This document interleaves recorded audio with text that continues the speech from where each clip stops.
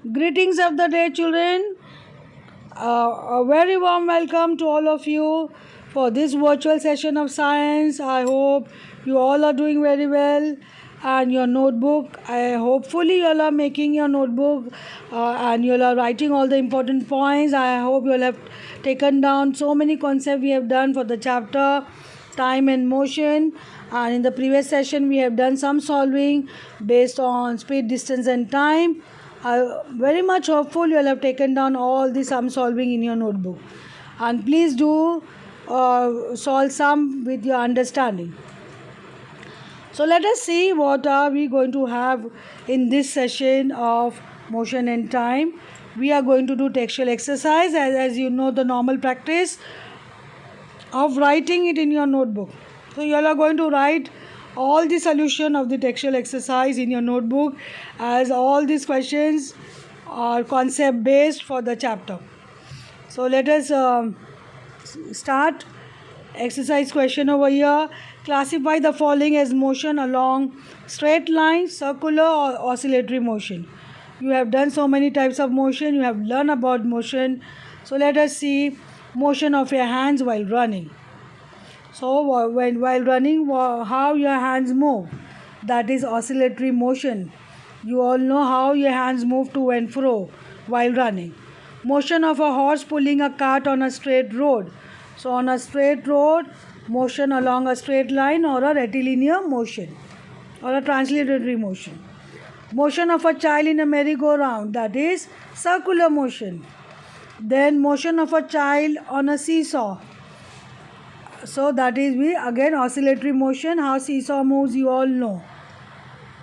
Motion of the hammer of an electric bell. So how the hammer moves to and fro, again oscillatory motion. Then the sixth one, motion of a train on a straight bridge. That is motion along a straight line or rectilinear motion or translatory motion. I hope these answers all clear. Please do write statement along with the answers. So write statement and the answer below. Then we go for question number 2. Which of the following are not correct? So please read question properly. You have to find the one which is not correct.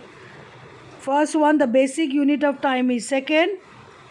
Every object moves with a constant speed. Next, distances between two cities are measured in kilometers. Next, the time period of a given pendulum is constant. Next, the speed of a train is expressed in meter per hour. So which of the following are not correct? I hope you have already got this. You have learned so many concepts of motion, time, speed and all. So let us see. Incorrect statements are: every object moves with a constant speed, not necessarily. You have seen uniform and non-uniform speed, or uniform or non-uniform motion do exist. Next, the time period of a given pendulum is constant. That is again is an incorrect statement. It doesn't remain constant. The time period, you can change that time, and that time period will not remain constant. Then the next one, the speed of a train is expressed in meter per hour. The speed of a train is expressed in kilometer per hour. So meter unit will be very small for the measurement of the distance traveled by a train. That's why it has to be kilometer per hour. I hope this statements, incorrect statement, clear with you all children. So let us go for next. A simple pendulum takes 32 seconds to complete 20 oscillations. What is the time period of the pendulum? So simple calculation shown over here. A simple pendulum taking 32 seconds to complete 20 oscillations. So number of oscillation given 20. Total time taken to complete 20 oscillation 32 seconds. So write down this formula. Time period is equal to total time taken upon number of oscillation. This is the formula you will apply for the calculation of time period for a simple pendulum. So total time taken is 32 upon number of oscillation 20. That means when you do mathematical calculation, the division will give you 1.6 seconds. I hope this is very clear. Simple calculation, children. Please do write. Now the distance between two stations is 240 kilometer. A train takes 4 hours to cover this distance. Calculate the speed of the train. As you have learned formula, speed is equal to distance upon time. So the distance between two stations is 240 kilometers. Total time taken 4 hours, that means 240 minutes. So here you can take in terms of hours, you don't need to convert into minutes. Just divide 240 by 4, that will give you 60 kilometer per hour. Very simple. Just apply formula, speed is equal to distance upon time. Please show all this calculation in your notebook, children. Fifth one, the odometer of a car reads 57321.0 kilometer when the clock shows the time 8:30 a.m. What is the distance moved by the car if at 8:50 a.m. the odometer reading has changed to 57336.0 kilometer? Calculate the speed of the car in kilometer per minute during this time. Express the speed in kilometer per hour also. So you have to calculate the speed of the car in kilometer per minute during this time, and then you have to convert it into kilometer per hour. So let us see the sum solving. Please follow the steps and please show all the steps in your notebook along with mathematical calculation. So the initial reading of the odometer, you can see 57321.0 kilometer. Then final reading of the odometer, that means odometer, as you know, that the device which is used to measure the distance. So the final reading shows 57336.0 kilometer. So the distance covered by the car, final reading minus the initial reading.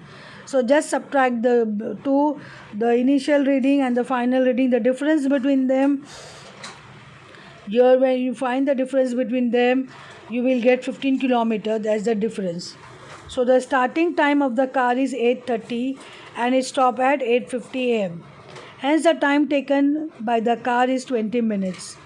I hope this much is clear, children. So the difference between the time is 20 minutes by looking at the starting and the time at which it stopped. So the difference between the time is 20 minutes. I hope this much is clear. So then next step, speed is equal to distance upon time. Just take distance 15 upon 20. Why 15 upon 20? 15 is the difference between the distance and 20 is the difference between the time. So distance 15 upon 20, that gives you 0.75 kilometer per minute. Now you want to convert this into hour. Kilometer per hour. How are you going to convert? 20 minutes, when you convert into hour, divide by 60, you get 1 upon 3 hour. So just have to do divide by 1 upon 3. So speed is equal to distance covered upon time taken, that is 15. You have to divide by 1 upon 3. Why 1 upon 3? As you all know.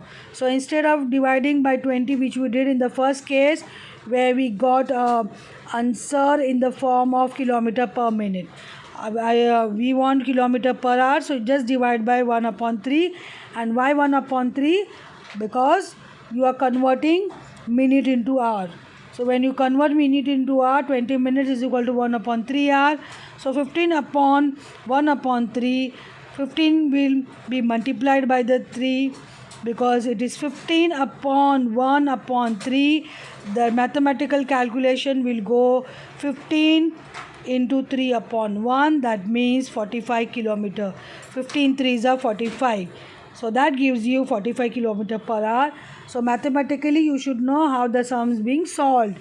Please do solve this sum in your notebook, children.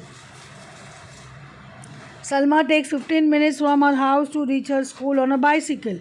If the bicycle has a speed of 20 meters per second, calculate the distance between her house and the school. So let us start the sum. Time taken by Salma to reach her school by bicycle is equal to 15 minutes. Now over here, calculate the distance between her house and the school. Here bicycle speed is given in terms of meter per second. So you are going to convert minutes into second in the first step. That means 15 minutes multiplied by 60 seconds gives you 900 seconds. and speed of Salma's bicycle is 2 meter per second. So just collect the data, convert as your requirement of the sum, and let us see speed is equal to distance covered upon time taken. So the distance covered will be speed into time taken. Just modify the formula because we want to find distance. So 2 into 900, that is the data which you have collected in the previous step. So 2 meter per second is the speed, and 900 seconds you have to multiply, you get 1800 meter as the distance. Since you have to convert into kilometer, that means 1000 meter is equal to 1 kilometer, as you all know. So just have to do conversion, divide by 1000. So 1800 meter divided by 1000, you will get 1.8 kilometers. Very simple. I hope this conversion is also very clear. And you should always remember 1 kilometer is always equal to 1000 meter. So that will help you for conversion. Next, show the shape of the distance time graph for the motion in the following cases. Now you have to show the shape of the distance time graph for the given motion over here. First one, a car moving with a constant speed. Next case, a car parked on a roadside. So you just have to draw this simple diagram. The first case where the car is moving with a constant speed, so it will show the distance time graph will be a straight line. So the first answer is this. You have to draw this diagram for the first one, and the next diagram we will draw with this because it is stationary, and in a stationary case the distance time graph will show the line will be parallel to the time axis because it is a stationary object where it is not going to cover any distance. So here it is a stationary object and there no time gap covered. That's why for this one, a car parked on a roadside, it is not moving, that's why it is a stationary object. This is the next graph you will draw in your notebook for that answer. For the sub question 2. I hope it is clear, children. Which of the following relation is correct? You have learned all the relation between speed, distance and time. So first relation, speed is equal to distance into time. Second one, speed is equal to distance upon time. Next one again, speed is equal to time upon distance. The last one, speed is equal to 1 upon distance into time. You all know very simple answer for this. Speed is equal to distance upon time. That is a formula which you have learned. That is option 2.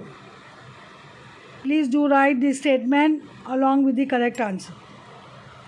Then the basic unit of speed will be kilometer per minute, next meter per minute, next kilometer per hour, the last one meter per second. So the last option, that is fourth option, that is the basic unit of speed. That is the simplest unit of speed, that is meter per second, which you can express for the speed. The 10th one, a car moves with a speed of 40 km per hour for 15 minutes and then with a speed of 60 km per hour for the next 15 minutes. The total distance covered by the car is 100 km, 25 km, 15 km or 10 km. So let us see. The answer is 25 km. Now the calculation is followed. Please see how it is calculated. Please do show these steps in your notebook. So when the speed of the car is 40 km per hour, time taken 15 minutes, you have to convert into hours. That means 15 divided by 60. Why? You have to convert minute into hours. That means 1 hour is equal to 60 minutes. So when you are converting minute into hours, you have to always divide by 60. So please divide 15 minutes by 60. That will give you 0.25 hours. This is the data which you have collected. So now the step goes like this. Speed is equal to distance covered upon time taken. So distance covered is equal to speed into time taken. That will be 40 into 0.25. That will give you 10 km. So that's why you have to convert into hours in this step which you have done. I hope this is very clear. So the distance covered will be speed 40 into 0.25, that is when you multiply you get 10 kilometer. So when the speed of the car is 60 kilometer per hour, what will happen? Again you will use the same formula. You are just repeating the step with different information given to you. So again speed is equal to distance covered upon time taken. That means distance covered d2 and d1 will differentiate between the two distances. So you can just have a denotation d1 and d2. So distance covered d2, that is case 2, is equal to speed into time taken. Again same formula, 60 into 0.25. So in the first case the speed is 40, you multiply with the time taken. Next case speed is 60, again you multiply by the time taken, that is 0.25. The multiplication will give you 15 kilometers. So in the first case you got 10 kilometers, second case you got 15 kilometers. So the total distance covered by the car, that is d1 plus d2 together, 10 plus 15, that is 25 kilometer. I hope this is clear with you all children. Please do write each and every step. Please show the calculation involved. I hope the calculation, mathematical calculation is clear with you all. So here you have assignment for this exercise, question number 11, 12 and 13. Please refer to the textbook, the textual exercise. For this question you have to just solve in your notebook. Please see the question and write only the answers. For question number 11, 12 and 13 is the assignment for you. I hope the assignment is clear. Please see your textbook for the question. Refer to the textbook children. I hope the assignment is clear. Here we come to an end of the session children. I hope all this numerical solving and the concepts are very clear with you all. Do show all the calculation and steps in sum solving. Thank you children and have a wonderful day.